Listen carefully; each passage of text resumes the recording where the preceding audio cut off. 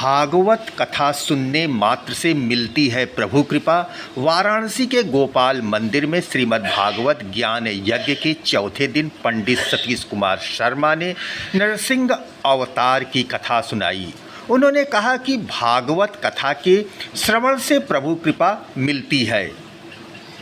षष्ठपीठ गोपाल मंदिर में चल रहे श्रीमद् भागवत ज्ञान यज्ञ के चौथे दिन व्यासपीठ से ग्वालियर से वाराणसी पधारे पंडित सतीश कुमार शर्मा ने नरसिंह अवतार की कथा सुनाई। उसके बाद नंद महोत्सव आयोजित हुआ, जिसमें स्त्री पुरुष बच्चे आनंदित होकर नाचते गाते दिखे। उन्होंने कहा कि भागवत कथा के श्रवण मात्र से प्रभु की कृपा मिलती है। पंडित शर्मा ने आईना न्यूज यूपी को बताया कि हिरण्यकश्यप को वरदान प्राप्त था कि उसकी मृत्यु न दिन में होगी, न रात में होगी, न जल में होगी, न थल में होगी, न वायु के मध्य में होगी। तब नरसिंह भगवान ने देहरी पर उसका वध किया। उस समय न रात थी, न दिन था या शाम। भक्त प्रहलाद के चरित्र का वर्णन करते हुए बताया कि जब समस्त देवगण भगवान का विकराल नृसिंह रूप देखकर डर रहे थे, तब ब्रह्मा जी ने भक्त प्रहलाद को भगवान के सम्मुख भेजा।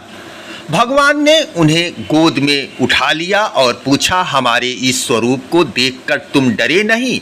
तब भक्त प्रहलाद ने कहा कि हम आपके चरणाविंद देख रहे हैं। षष्ठपीठ युवराज प्रियंदु बाबा और मनोरथी परिवार, विजय रस्तोगी, विशाल रस्तोगी, शेखर रस्तोगी और रस्तोगी परिवार से जुड़े तमाम लोग भागवत पोथी की पूजा की। आज शनिवार शिव की नगरी काशी गोपाल मंदिर परिसर में चल रहे श्रीमद् भागवत ज्ञान कथा यज्ञ के अंतर्गत आज नंद महोत्सव मनाया जा रहा है। नंद महोत्सव का महात्म्य यह है कि यह भगवान श्री कृष्ण के पालक पिता नंद की कृपा और उनके आशीर्वाद को प्राप्त करने का एक विशेष अवसर है। कृष्ण के जन्म की खुशी में गोकुल में नंद बाबा द्वारा दिए गए उपहार और मिठाइयों की याद दिलाता है। नंद महोत्सव के दौरान भक्त नंद बाबा के गांव नंदगांव में प्रार्थना करते हैं और उनसे अपनी कृपा प्राप्त करते हैं। शास्त्रों के अनुसार जो भी नंद उत्सव मनाता है उसे नंद लाला की विशेष कृपा मिलती है और उसके जीवन में धन धान्य की कभी कमी नहीं होती है। दर्शकों, आप देख रहे हैं अपना आईना न्यूज यूपी की नई प्रस्तुति नया सवेरा। मैं सियाराम मिश्र। नंद उत्सव मनाने में माँ लक्ष्मी भी प्रसन्न होती हैं और भक्तों के जीवन में सुख और समृद्धि आती है।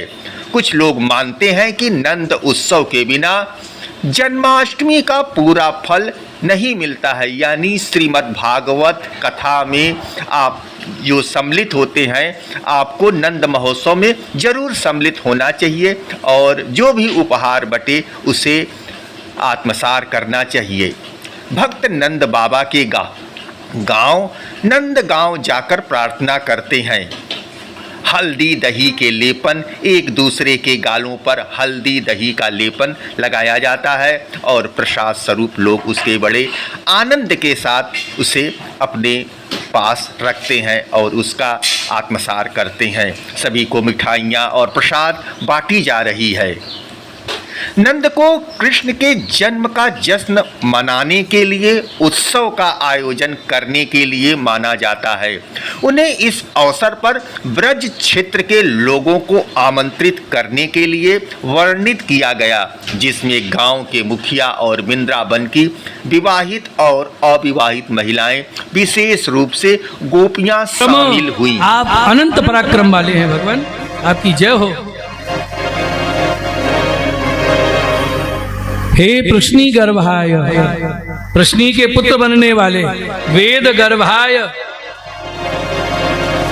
वेदों के गर्भ में आप ही हैं, अर्थात वेदों का प्रतिपाद्य विषय आप ही हैं।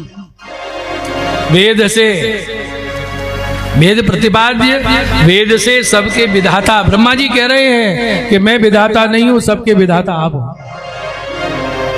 त्रिनाभाय, जिसकी नाभि में 3 लोक हैं, त्रिपृष्ठाय, 3 लोक के पृष्ठभाग, 3 लोक से परे, 3 लोक से पृष्ठभाग से ऊपर क्या है? आपका धाम, उसके आप स्वामी हैं। सीपी विष्टाय, सभी प्राणियों में विराजमान ऐसे श्री हरि विष्णवे ते नमः, हम आपको नमस्कार करते हैं।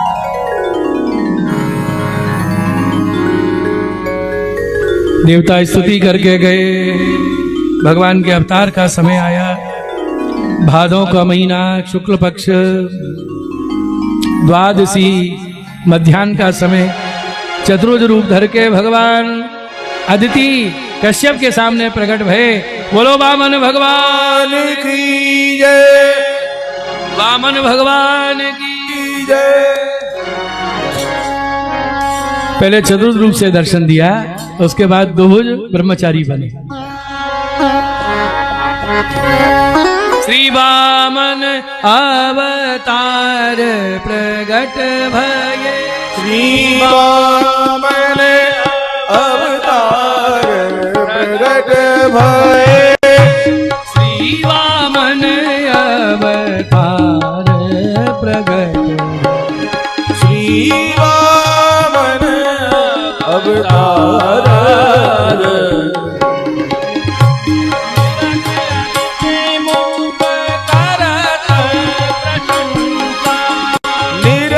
साहब भगवती गोविंद स्वामी का कीर्तन है। करत प्रशंसा जग जीवन आधार प्रगट भये, जग जीवन आधार प्रगट भये, श्री वामन अवतार, श्री वामन अवतार, घन घन श्याम पीत राजन, तन घर श्याम पीत पट राजत, शोभित है भोज चार, शोभित है भुज चार,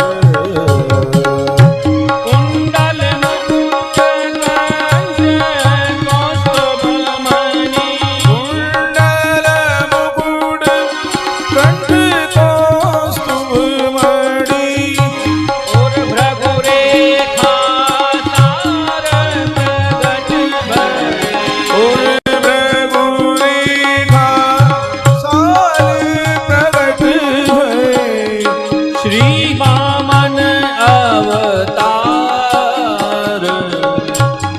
श्री वामन अवतार, एक वदन आनंदित सुर मुनि, एक बदन आनंदित सुर मुनि, जय जय करे निगम उच्चार, जय जय करे निगम उच्चार, गोविंद प्रभु बलिवामन वेगे, गोविंद प्रभु बलिवामन वेगे, गोविंद प्रभु वामन वेगे, गोविंद प्रभु बलिवामन वेगे, मारे बलि के द्वार प्रगट भये, मारे बलि के द्वार प्रगट भये, श्री वामन अवतार, श्री वामन अवतार, श्री वामन अवतार प्रगट भये, श्री वामन अवतार प्रगट भये, श्री वामन अवतार, श्री वामन श्री वामन, श्री वामन अवतार। बोलिए वामन भगवान की जय। अजन्मा का जन्म होना ये सबसे बड़ी कृपा है। वामन भगवान के दर्शन करके अदिति माता कश्यप के हृदय में वात्सल्य भाव पैदा नहीं हुआ, महात्म ज्ञान पैदा हुआ।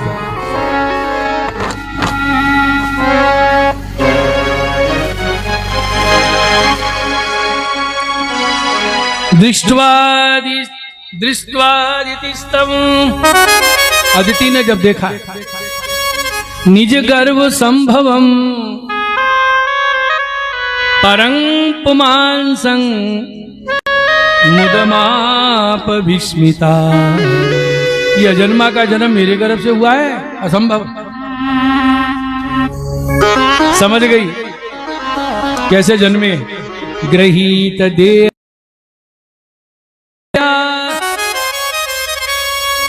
योग माया से ये देह को धारण किया, निज इच्छा निर्मित तनु माया गुण गोपाल, प्रजापति शाह जयति विस्मित।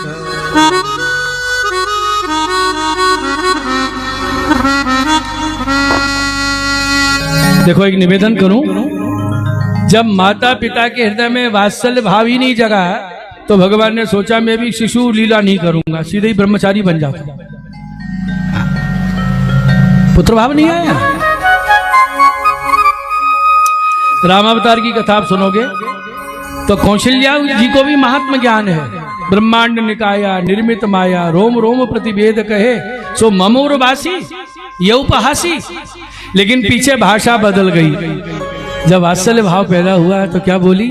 माता पुनि बोली सोमति डोली, तजहु तात यह रूपा, की जय शिशु लीला अति प्रिय शीला।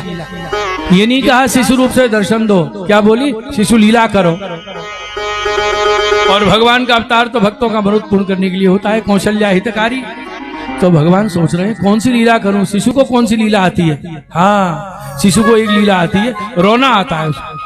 पैदा होते ही रोता है, सीखना नहीं पड़ता। घुटनू चलना बोलना तो सीखना पड़ता है, लेकिन रोना तो सहज सिद्ध है।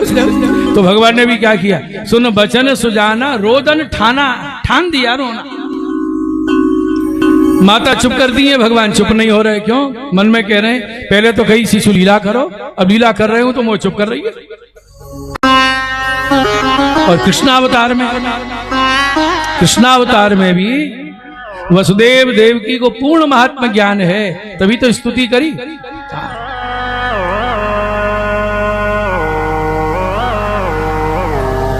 पूर्ण महात्मा ज्ञान।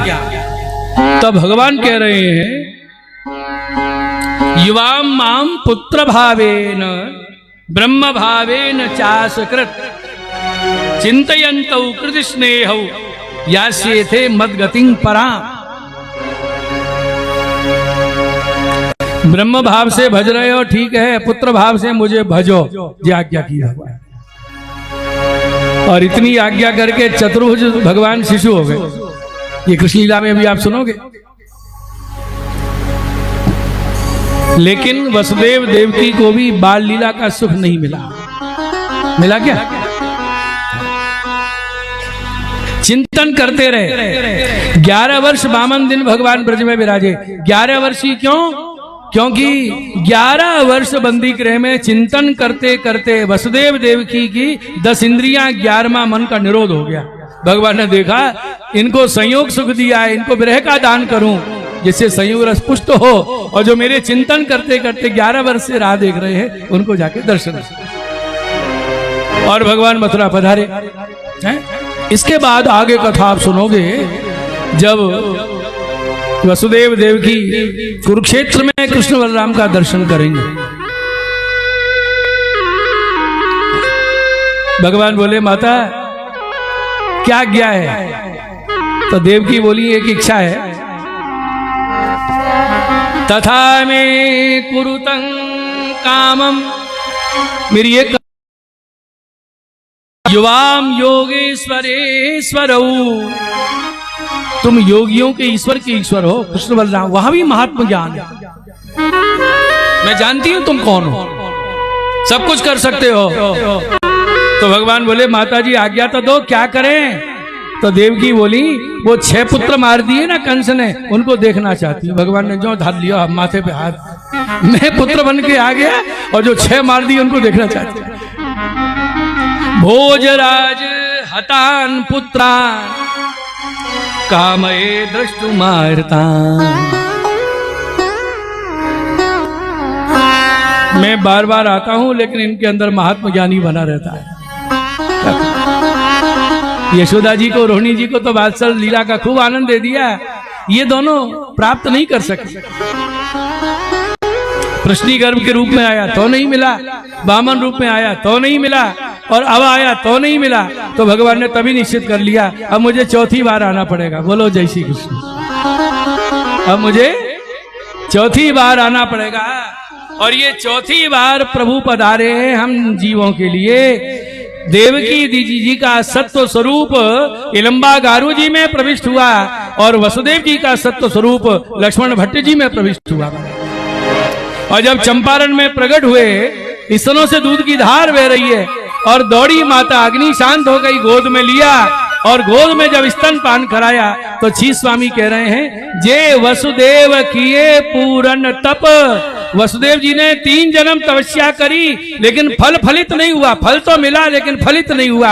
आज वो गोद में ठाकुर जी वल्लभ रूप में विराजे हैं। सो फल फलित श्री वल्लभ। 4थी बार कलयुग में जब वल्लभ रूप से पधारे तब माता पिता के उस तपस्या के फल रूप में आप गोद में विराजे।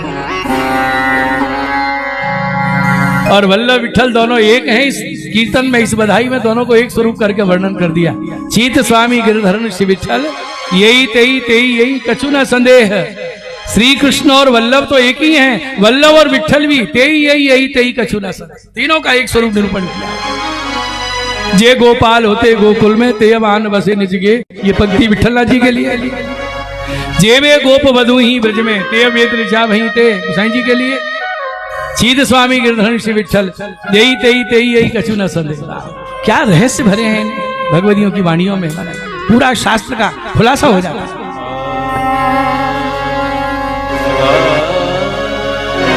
समय नहीं है, जो फिर बोल जाएगा फिर मौत खड़ा होगा। इन्हीं कोई बात नहीं, आप क्या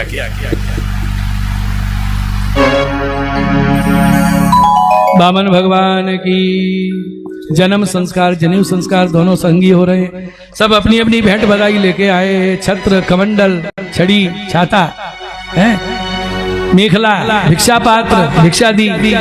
ब्रह्मचारी का भेष धर के भगवान चले। कहां पधारे? जहां महाराज बलि यज्ञ कर रहे हैं।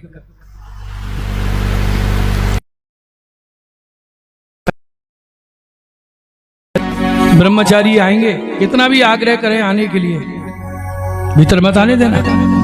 त्रिकालज्ञ हैं शुक्रदेव।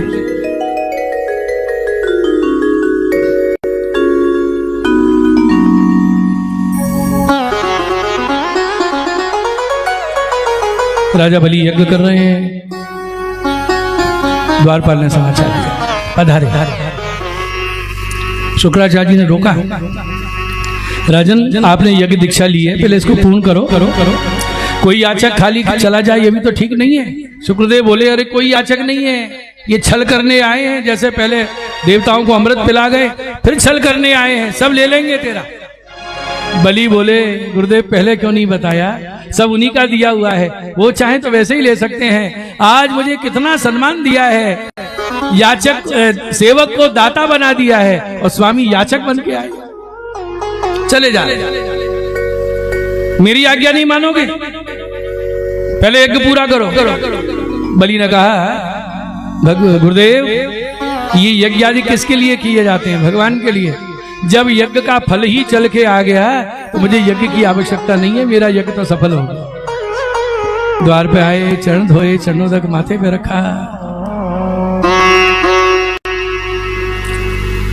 3 पैर भूमि चाहिए बस। और सुनो, एक शर्त है, सम्मितानी पदा मम, 3 पग हम नापेंगे। शुक्राचार्य ने देखा, ये तो भोला भाला है, अरे छल हो जाएगा तेरे साथ, मेरी सलाह मान। गुरुदेव मैं मुंह से वचन दे चुका। अरे वचन दिया है, संकल्प तो नहीं किया है, तो मैं झूठ बोल दूं? अरे इतनी जगह वचन से फिर जाए तो दोष नहीं होता। शुक्रदेव ने एक नीति की बात सुना दी। स्त्री सुनर्म विवाहे च वृत्यर्थे प्राण संकटे गो ब्राह्मणार्थे हिंसायाम नानृतं स्यात् जुगुप्सितम्। इको बढ़ा दे, आ जाए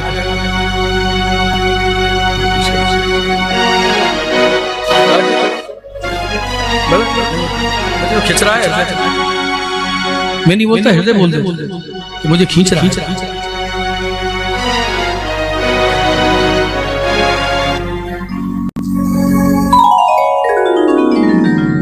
अब इसके बाद एक कथा चलने तो ऐसे ही चलने। जब संकल्प किया तो झारी की नली में कौन बैठ गए? जोर से बोलो। शुक्राचार्य। राजा बलि ने क्या किया? बोलो। सलाई डाली और वो सलाई कहाँ पड़ी जाके? शुक्राचार्य जी की आंख में। कौन सी वाली? दाई वाली के बाई वाली? ये पता नहीं। कथा सुनाने वाले ने ये नहीं सुनाया। मेरा निवेदन सुनिए, ये प्रसंग भागवत में है ही नहीं। एक आंख फोड़ प्रसंग भागवत में नहीं है। शुक्रदेव नवग्रह में स्थान प्राप्त है। एक आंख वाले ये रोज नवग्रह में पूजा हो रही है। शुक्राचार्य को एक आंख वाला कर दिया। सुनाई होगी किसी ने कथा, और वो इतनी पसंद आ गई लोगों को कि फैल गई सब जगह, और ऐसी फैली कि नहीं सुनाओ तो उल्टी सुननी पड़ती है। भागवत में नहीं है, हास्य के लिए सुनाई होगी। राजा बलि ऐसा अपराध नहीं कर सकते।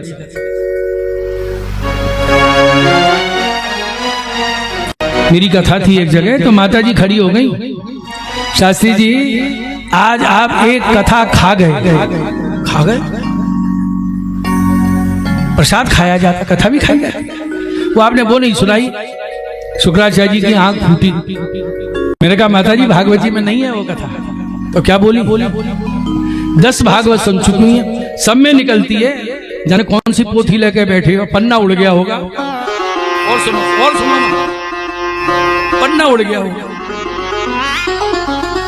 सुनिए, कुछ हास्य प्रसंग ऐसे चले जाते हैं कि बैठ जाते हैं दिमाग में, और उसको हम प्रमाण मानते हैं। इसलिए आचार्य शरण जलभेद ग्रंथ के द्वारा समझा रहे हैं कहां श्रवण करना चाहिए। हास्य के चक्कर में कुछ भी सुन लिया जाए, मैंने हंसा दिया। और यूं तक सुनाते, जब विराट रूप धर के भगवान ने 3 पग नापे तो बलि तो हाथ जोड़ के देख रहे हैं, जय हो प्रभु, क्या दर्शन दिया है। ना तो दिव्य दृष्टि दी जैसे अर्जुन को दी, सीधी दोनों आंखों से दर्शन कर रहा हूं मैं। तो बलि तो यूं देख रहे हैं, और शुक्राचार्य जी कैसे देख रहे हैं? महाराज अभिनय करके दिखाते हैं, दोनों हाथ यूं धर। एक तो गई जी लिखा है भागवत। क्यों व्यास सुखदेव की भावना के विरुद्ध कथा सुना? नहीं है। 3 पैर धरती चाहिए, हम नापेंगे जैसी आपकी इच्छा। शरीर बढ़ाया, एक पग ऊंचा किया, स्वर्ग को नापता हुआ आगे बढ़ा, ब्रह्मलोक में गया। ब्रह्मा जी कमंडल लेकर दौड़े, आज मेरा धाम धन्य हो गया। भगवान के चरण विराजे हैं, और वो चरणोदक अंगुष्ठ का स्नान जल कमंडल में रखा, वही गंगा जल।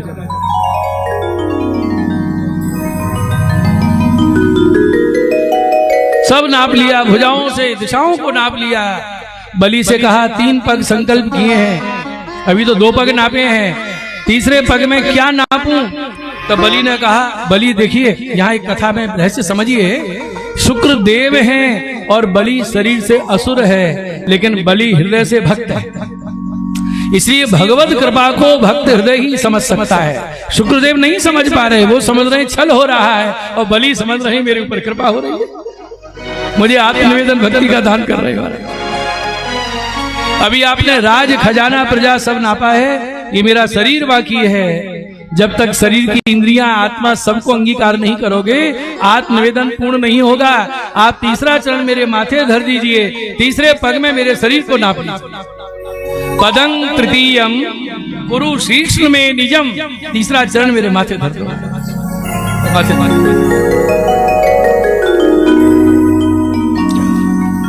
जब 2 पग नापे तो बलि से कहा, संकल्प के बाद पूरा दान नहीं करे वो अपराधी है, वरुण जी को आज्ञा दी बंधन में बांध दो। सब ले लिया और बांध दिया। मेरी बात नहीं मानी ना, उसका परिणाम। तो शुक्रदेव नहीं समझ पाए, बलि समझ गए। नवदा भक्ति में नौवीं भक्ति आत्मनिवेदन भक्ति है।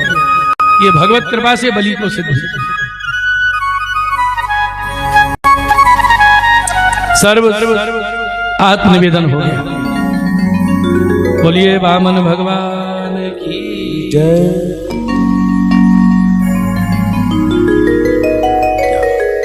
आत्मनिवेदन। ब्रह्म संबंध में क्या होता है? आत्मनिवेदन। मेरा कुछ नहीं है। ये वास्तव में अहिंसा ममता का ही निवेदन है। अहंता, मैं अब मैं क्या रह गया? दासो हूं। मैं तो हूं, मेरा अस्तित्व है, लेकिन मैं कृष्ण का दास। और मेरा क्या है? ये मेरा, वो मेरा, ये तो अर्पित हो गया। अब तो मेरे केवल कृष्ण है, ये ममता, और मैं कृष्ण का दास, ये अहिंसा। बस इतनी शेष रह, मैं और मेरा। क्योंकि मैं का समूल नाश तो ज्ञान मार्ग में होता है। अहम ब्रह्मास्मि सोहम। यहां तो दासो हम, मैं दास हूं मेरे कृष्ण से। जो जो यहां ब्रह्म समझ लिए हाथ उठाओ। अरे सब रही है। तो ब्रह्म समझ के बाद, नाम सुनने के बाद गले में कंठी होती है ना, बोलो जोर से। कंठी, नाम निवेदन की कंठी, ब्रह्म संबंध की कंठी। 2 तुलसी की माला होनी चाहिए।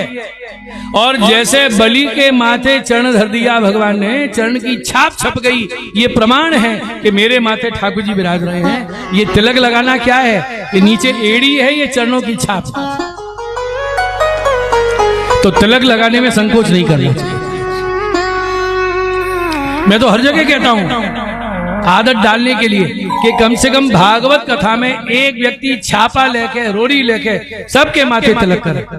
भाई लोगों के तिलक हो और बहनों के रोड़ी की बिंदी हो। कुछ लोगों के माथे पे आज चमक रहा है, कल नहीं था। सबके तिलक तिलक। ये तो महाराज सौभाग्य है कि मेरे माथे ठाकुर जी के चरण विराज।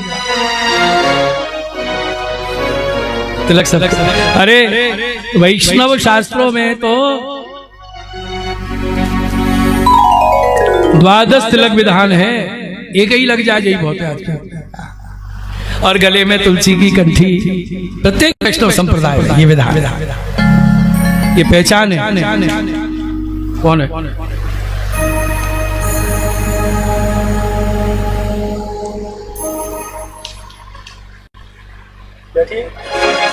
परिक्रमा कर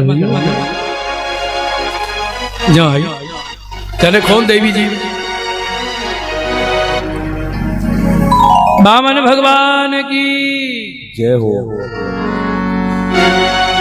कंठी सबको धारण करनी चाहिए तुलसी की। ध्यान दीजिए, ये चुभ रही है, ये बहाने नहीं चलते।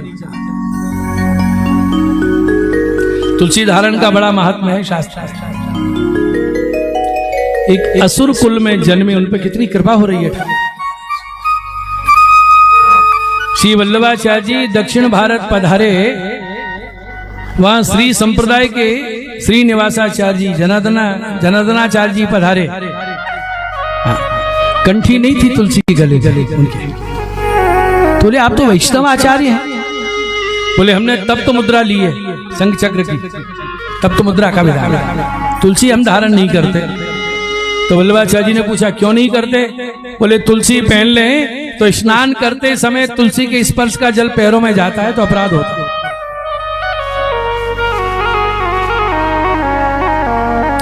और तुलसी धारण करने के लिए शास्त्र में निषेध है, उन्होंने कहा।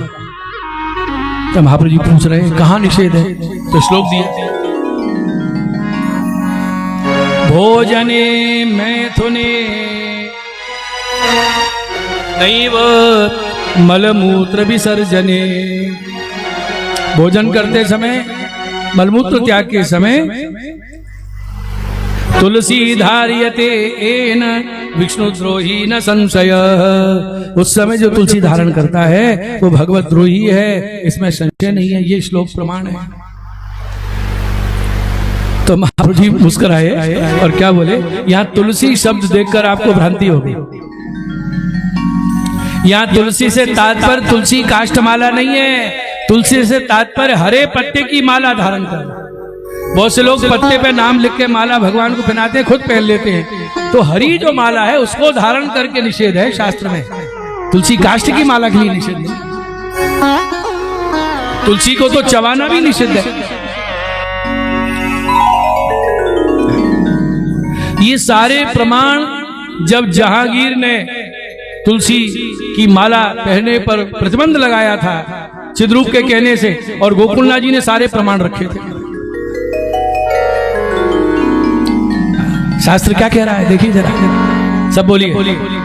तुलसी काष्ठमालान्यो, तुलसी काष्ठमालान्यो धृत्वा स्नानं समाचरे, धृत्वा स्नानं समाचरे। तुलसी कंठी पहन के जो स्नान करते हैं ना, पुष्करे च प्रयागे च, पुष्करे च प्रयागे च स्नानं तेन मुनीश्वर, स्नानं तेन मुनीश्वर। उनको पुष्कर स्नान, प्रयाग स्नान का फल मिलता है तुलसी धारण करने से।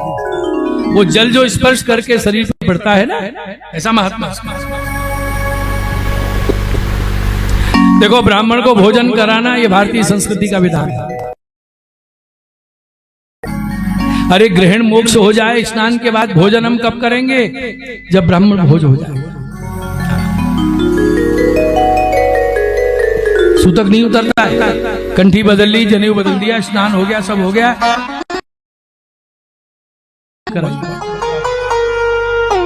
और कहीं वो ब्राह्मण वैष्णव हो, तुलसी कंठी धारी हो, तब कहना क्या है, सोने में सुगंध है। तुलसी काष्ठमालायो धृत्वा भुंक्ते द्विजोत्तम, धृत्वा भुंक्ते द्विजोत्तम।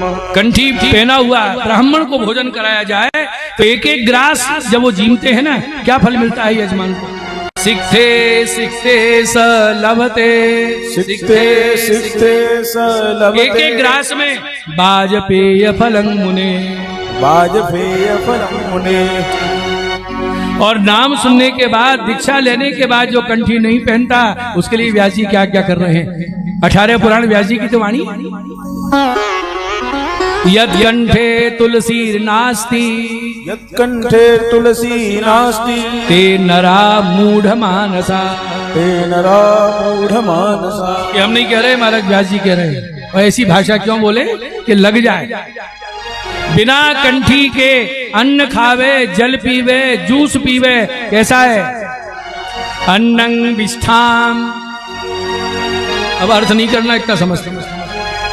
अन्नं विष्ठाम जलं मूत्रम पीयूषं रुधिरं भवे,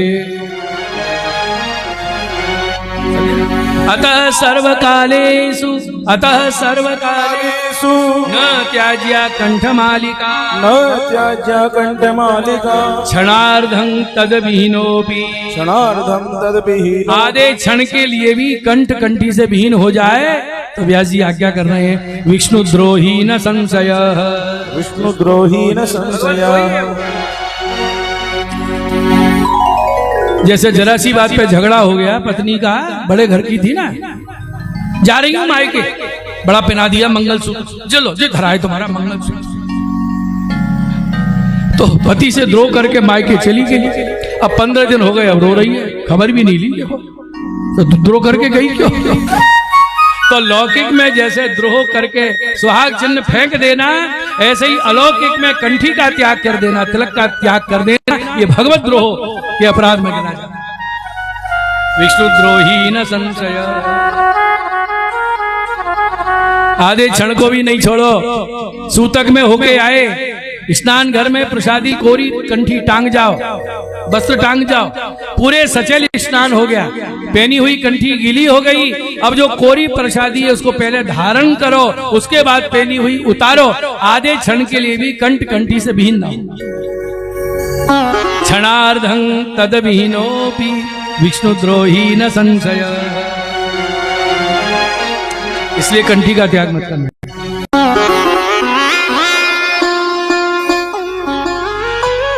बहुत सुंदर भाव है महाराज। वैष्णव मृतदेव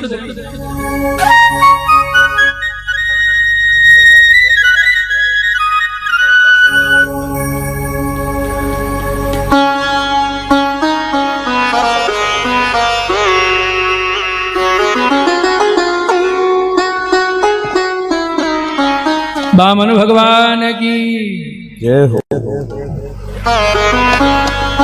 देखिए जब प्राण निकल जाते हैं कुछ लोग दरवाजे तक विदा देते हैं, कुछ शमशान तक जाते हैं, उसके बाद सब कपाल क्रिया हो गई, सब छोड़।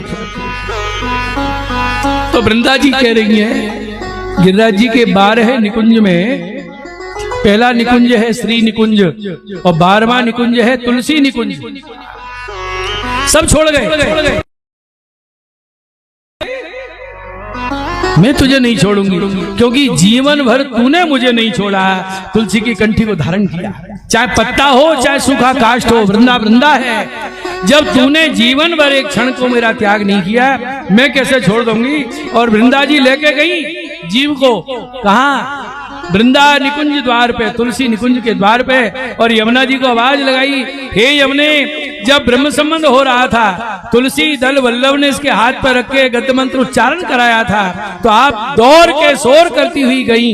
दौड़ कर शोर कर जाए पियसों कहे, अति ही आनंद मन में जो हरखे, ब्रह्म संबंध जब होतिया जीव को, तभी इनकी भुजा बाम फरके। मैं उसको लेके आई हूँ। तो यमुना जी आई, कहा बात है, ये जीव है, आए संभालो। तो द्वार तक ले गई वृंदा जी और दरवाजे से निकुंज में ले गई यमुना जी और प्रिया प्रीतम के सामने उसको खड़ा कर दिया। केवल तुलसी धारण करने से उसको भगवत लीला की प्राप्ति हो जाए। तो राजा बलि की कथा से हम ये प्रेरणा लें, माथे तिलक, गले में कंठी, कभी त्याग नहीं करें। प्रहलाद जी पधारे, धन्य है बलि। प्रहलाद के पुत्र विरोचन, विरोचन के बलि कि मैंने तो नरसिंह भगवान की गोद प्राप्त करी थी, तुमने तो स्नेह के बंधन में बांध लिया। भगवान ने सिंहासन पे बिठा दिया बलि को, स्वयं बन गए द्वारपाल।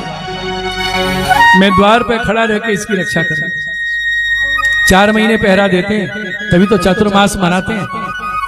देवी सैनी एकादशी से पधारते हैं, देव थामुद को भगवान धाम में पधारते हैं, तभी हम उत्सव मनाते हैं। मृत्यु लोक से बजाते हैं, नई वस्तु भेंट करते हैं। प्रहलाद जी ने कहा, नेमं विरिंचो लभते प्रसाद न श्री न सर्व किमुता परे, यन्नो सुराणामसि दुर्गपालो विश्वाभिवन्द्यैरपि वन्दितांगी। ये भागवत में 2 श्लोक है। प्रहलाद जी ने कहा, जैसी कृपा हम असुरों पर हुई, न ब्रह्मा पे हुई, न शिव जी पे हुई, न लक्ष्मी पे हुई, क्योंकि बस में नहीं हुए। और ऐसा ही श्लोक जब यशोदा जी ने उखल बंधन से बांधा है ना, तब आया है। नैवं विरिंचो न भवो न श्रीरप्यंग संश्रया, प्रसादंगले भिरे गोपी यत्तत्प्राप विमुक्तिदा।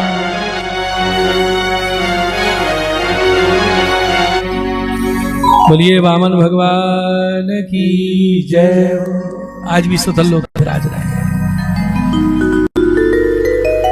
इसके बाद सत्यव्रत के ऊपर कृपा की, मत्स्य अवतार के द्वारा दर्शन दिया, प्रलयकाल का दर्शन कराया, मत्स्य अवतार की कथा कही, गुरु अष्टक के द्वारा भगवान की स्तुति की है। बोलो मत्स्य भगवान की, मुकुंद राय प्यारे की जय। भगवान मुकुंद के नाम का गान नहीं हुआ, 4था दिन है।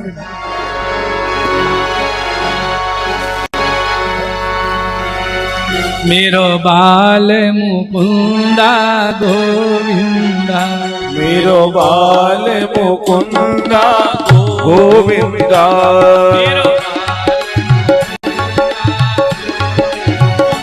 मेरो बाल मुकुंदा गोविंदा,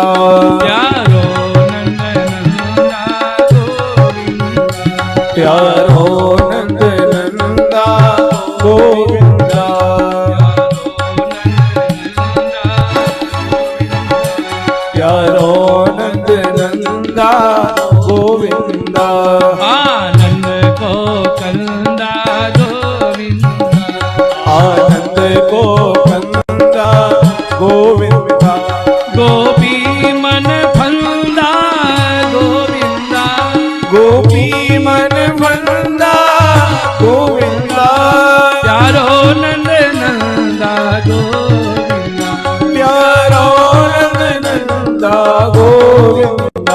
मेरो बाल मुकुंदा